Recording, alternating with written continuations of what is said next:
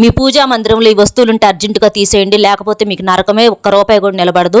చాలామంది ఏం చేస్తారంటే పూజా మందిరం శుభ్రం లేకుండా ఎలా పడితే అలా చేస్తారు. అలా కాకుండా అద్దంలా ఉంచుకోవాలి, శుభ్రం చేసుకోవాలి.